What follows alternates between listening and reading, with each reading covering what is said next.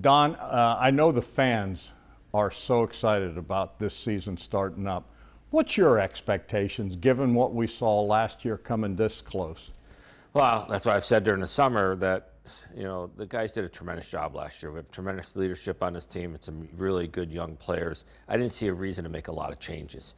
We added 3 or 4 new players to the mix, and I have a full belief that these guys can get us to where we need to get to. You got a bunch of young guys that are kind of growing up before our eyes, the Adam Fantillis of the world and all that. Being in charge of this club, just run it down for us. How excited should the fans be for these young guys that are literally growing up? Yeah, you mentioned Fantilli, Kent Johnson, and Dayton Matejchuk. All these guys, they're going to have long careers and great careers. So if I was a fan, which I work for the team, but I'm a fan. Let's face it, I want to win games. I'm excited about what's in front of us. I get anxious for the season to start because you always want to see how your pieces are going to fit. But I truly believe that the makeup of this team right now is going to be very well received in this community come the season. We hear coaches, we hear organizations talk about the culture. And when you came in here, you and Dean wanted to change the culture. What do you think the culture is now for this club? Well, I think it's outstanding. And I don't think you can just come in and say, we're going to change the culture. I think it's all by actions. And you need player buy-in too. And these players have bought into anything we've asked them to do, how they not only work on and off the ice, how they conduct themselves. All those things that we asked last year was executed 100%. So I think as much as I think culture, sometimes people say, I'm going to create a culture.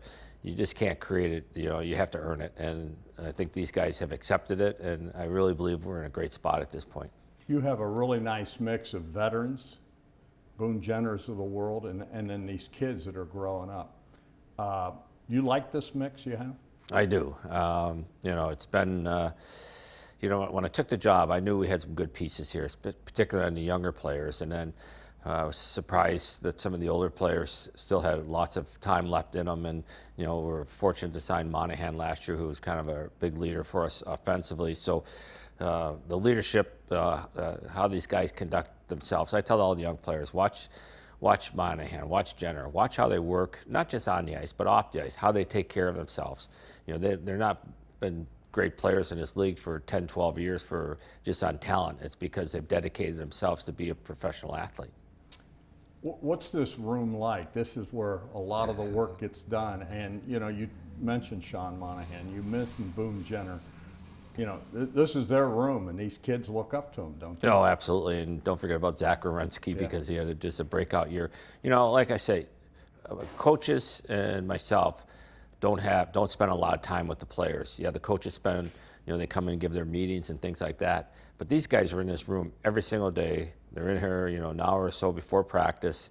They're just hanging out, doing their workouts. They spend all the time together. So if you don't have that core of leaders in your locker room, you're not going to be successful. And I truly believe we got the right guys to lead this team to the next level. When you chose Dean Evison, you told us last year you really didn't know who he was, but you did your research. A year in, what do you think of him? Well, first, Dean is an outstanding person, and he's surrounded himself with good assistants because every good head coach needs good assistants, and Dean's a motivator.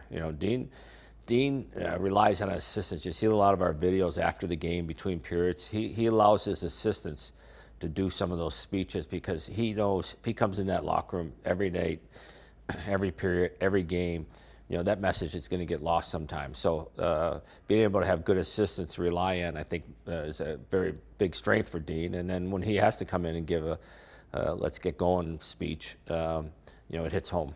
Give the fans an idea of what your and his working relationship's like, especially during season. Yeah, we spend a lot of time together. Every morning we meet and go through what the day is going to look like, and if we're going to switch lines or talk about lineup changes. He asked me my input. Again, I always say the coach's job is to win hockey games. So if we have a difference, he's trying to do what he believes is best to win the games. I can only point out things that I see from upstairs, and I tell Dean all the time, I don't care if a player makes $1 or makes $10 million, play the best players and give us the best chance to win, and he's done that. From the outside looking in, and you can tell us for sure because you hired him, you know him, but just from us watching him from the outside, and you mentioned the word motivator, and just in my brief times talking to him, I get the feeling, man, if I played for this guy, I'd want to run through a wall. Is that a good observation? No, it's very good. And Dean coming out of the playing field, he played for a long time, but then he was an assistant coach for a long time before he became a head coach. And he worked for several different, very successful head coaches, which he picked up a lot of things from. So, he's not going to ask players to do something that he didn't do as a player. He worked his way through the minors to get to the NHL, and then once he got there, he found a way to stay there. So, how he directs to the players is something he's been through himself, and the players know that and respect that.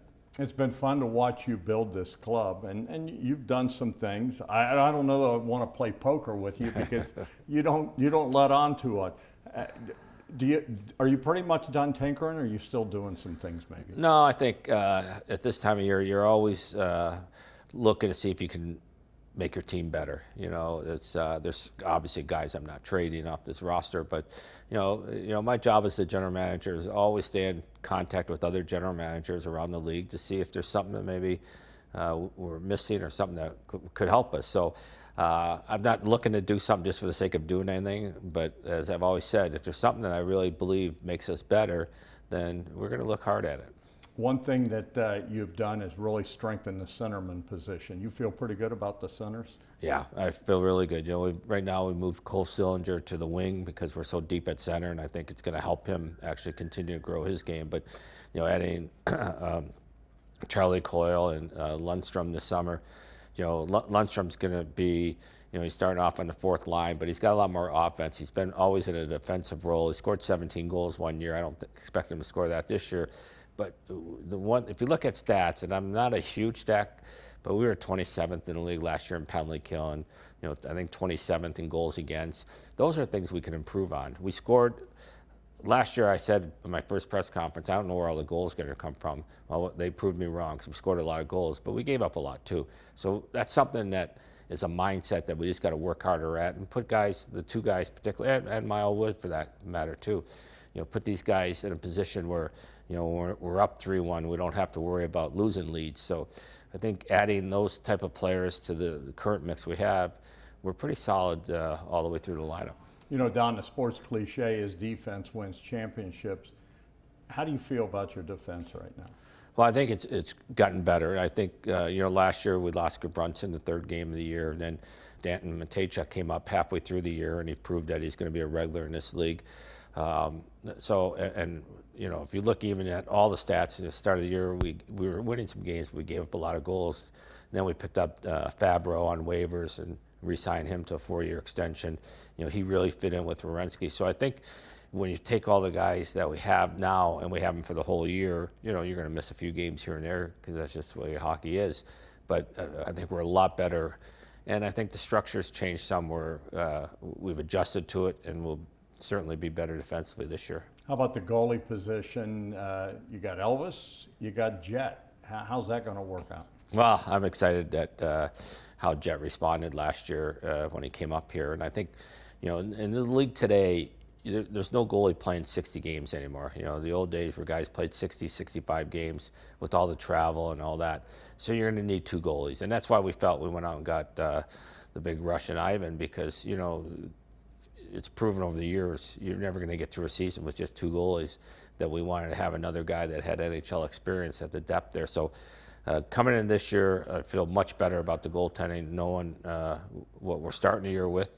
And, those guys are going to compete for that #1 job.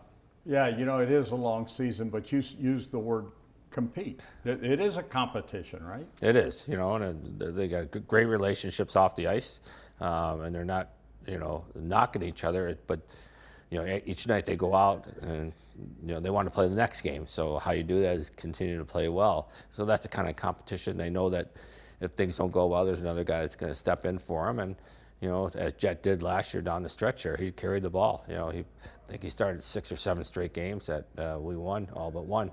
So, you get a hot goalie, you just run with it, but you always got a number 2 guy ready to go. I know you don't leave anything to chance. You look at everything, but as you look at your crystal ball, do you think we could be?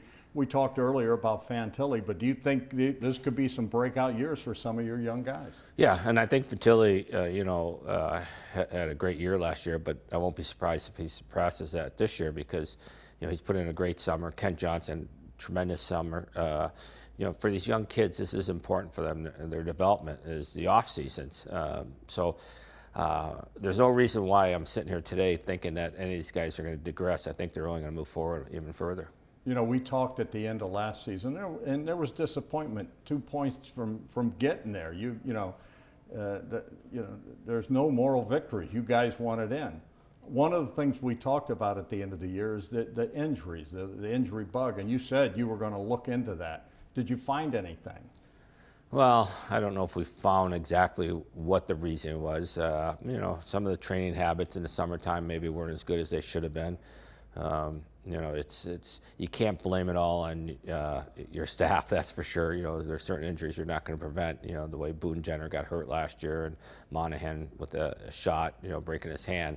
But I think we've changed the mentality. We've changed some people in our strength and conditioning area, how we're training the players, and I hopefully that we avoid the nagging injuries, the ones that drive me crazy, the groins and the backs, things like that. When somebody breaks their hand or something like that, that's pretty preventable. So I think we're in a better spot with it now, and time will only tell. As we watch some of the games now, I know you have new boards, new glass, and the boards seem like they're given a little more. Is there anything to that? No, we talked about that. They seem louder, and I don't know if that was the give or the microphones being turned up. But I haven't, until we start playing a lot more games here and get a little more feedback from the players. But boards are made to give. And probably to your point, they probably are the quality of the boards is different than the old boards that we have, so there certainly could be some truth in that. As you look at your guys and you see them in the eye, what's the feeling you get out of them? How hungry are they to pick up where they left off? It's unbelievable. I witnessed it first last year when we did make it, when we went right down to the end there, and these guys were upset. They didn't pack their bags and leave here saying, moral victory because nobody expected us to be there. They were truly, truly disappointed that we didn't make the playoffs. And so what we started to talk about, the 2 points you get in October count as much as you get in April. So let's not, we left some games on the table last year, for whatever reasons. We just got to make sure we're sharp every night. We're not going to win every night, but we got to give our effort and give ourselves a chance to win every night. I think it'd be fair to say, given the tragedy last year, you surprised a lot of people. And, not many people were giving the Blue Jackets much of a chance last season, and you proved. With that said, now you're not sneaking up on anyone. No, we're not. I went back just for fun of it, and the 9 so-called hockey experts around the North America had us getting 50 to 54 points during the year, and so, which I don't ever read. I didn't read it before the year, but I read it after just to see what they thought. I don't really care what they think, but like I said, if we'd have had 50, 60 points last year, people would have said, everything that you went through, the tragedy and all that, that's what we expected. But these guys, as I said, Johnny's on our mind every day. That's not going away. But when they come in the rink here and they prepare to play, they want to win hockey games, and they're going to do whatever they can to do that. We watched Werenski last year take this team right on his shoulders and prove that he's one of the top defensemen in the league. So there's no reason to think that's going to stop, and their belief is they're good enough to take us to that next level. Don, you hear so much about the great teams, and you talked about some of the leadership on this team and the buy-in, but a lot of the great teams, the players hold their co-players accountable. Is that where this organization is right now? 100%, 100%. I know we just had a conversation this last week over one of the exhibition games with something that happened, and Boone Jenner said, let me, we called him to the front of the plane, and Dean and I were talking to him, and he said, let me take care of this one. And, you like to hear that. He wasn't trying to push it off to Dean or I to deal with. He, right off the bat, said, I'll take care of it, and he did.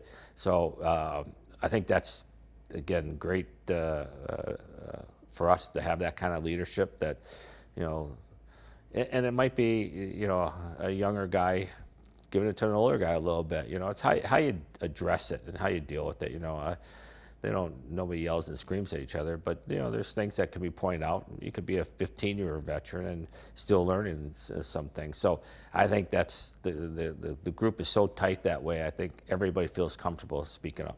You know, Don, when you were hired, I love something you said. You said the goal here is to win the Stanley Cup. You know, all the other stuff, the number one goal is to win the Stanley Cup. That's not changed. As we sit here now, do you feel like this is a playoff team? Yes, I'm not a prediction person, but I truly believe we have all the pieces here to take us to that next level, and that's getting into playoffs. And, you know, what I want for you and I is a few years from now when we're doing this interview again is stop talking about the playoffs, now start talking about the cup. Because once I make the playoffs and we make it one year, we want to consistently be in the playoffs because that's the only way you're going to win a Stanley Cup. And so, you know, to me, I said that last year that we got to work to get there, and once we get there, we got to stay there and continue to build off this team. 25 years of this organization. You got a special crest and everything this year. And I've been here since day one. I'm a Columbus guy, and I've said that we're going to see the cup raised here. I hope sooner than later. But, you know, this 25 years, what do you feel with that history and everything that goes in with it? Yeah, I've learned a lot in the since I've been here. You know, I knew a lot about what I thought a lot about the organization, but I've learned a lot more since being here. And first, the fans deserve it. You know, this community, every place I go, everyone wants to talk about the Blue Jackets and Ohio State, of course. But if I'm more in Blue Jacket stuff, you know, everyone wants to talk about the Blue Jackets. And, you know, I feel like we're, you know, a community team. And, you know, I think even forget even about last year, but this has been going on for years. So these fans deserve that opportunity to raise that cup, and we certainly feel like we can give it. Now, the other thing is, too, we have great ownership here that gets pretty much not a lot of notice at times. I see, you know, the McConnells have, you know, owned the team from day one, and they hire people and trust people are going to make the decisions to make our team better. So I can't say enough about the ownership here, and Mike Priest, who I report to. They've been so supportive. Anything we want to do, I haven't been said no yet, so we'll just keep going. I know the fans are excited. I'm excited because there's a history here, and a lot of the guys that you know, paved the way, they're going to be coming back. This is going to be a neat year, isn't it? Yeah, it is. Yeah, we even had a little alumni game in the last few days, and a lot of guys came out for it. So I think there's 12 or 13 alumni that actually live here in the city, which is really nice to see. And once we get to the alumni game, you're going to see a lot of the old faces that everybody got to grow up and watch through their best years here. Last couple things, it seems like Columbus now has become a destination that people are talking about this market, talking about this team, and it seems to me guys want to be here. Agree with you 100%. You know, the thing about it is, it wasn't that Columbus had a bad reputation. It had no reputation. Nobody really knew a whole lot. You know, and once you get people living here, you know, especially the players are our best avenue. You know, Sean Monahan told me last year, you know, I mean, he may live here the rest of his life. He thinks it's a great place to raise a family and live. You know, that's the best word that can be spread by our own players. We can talk about it, management and all that, but the players carry a lot more weight. You know, our facilities are top notch, one of the best in the NHL. And, you know, the city, I've enjoyed it for over a year now, is very easy to get around, great restaurants, great people. So there's no reason why we can't attract those players. You mentioned earlier Johnny Gaudreau. He's still part of this club. Oh, absolutely. I mean, we're still going to have a stall here with Johnny's jersey up every game. He'll home and away. You know, the banner's still going to be up in the ceiling there. So Johnny will always be a part, you know, of this organization. Meredith, I just can't say enough things about her. She's such a strong person and how she's dealt with this. And she's we spent some time with her the other day. She's just I get chills when I see her because of how she's dealt with everything. And so she's going to be a part of the Blue Jacket family forever too. Don, last thing, and you mentioned the fans, and they've been here from day one, and I can't wait till the cup is hoisted here because this place will go nuts. You know it will. This is your chance. What's your message to the fans coming into this season? Yeah, you know, expect our team to give everything every night, you know, and if we give everything that we're capable of giving, we're going to get the results that we all wanted. So, you know, if you haven't been out to a Blue Jacket game, come try us, and I think you'll learn it's a great venue to watch a game, and we're going to put on a good show for you.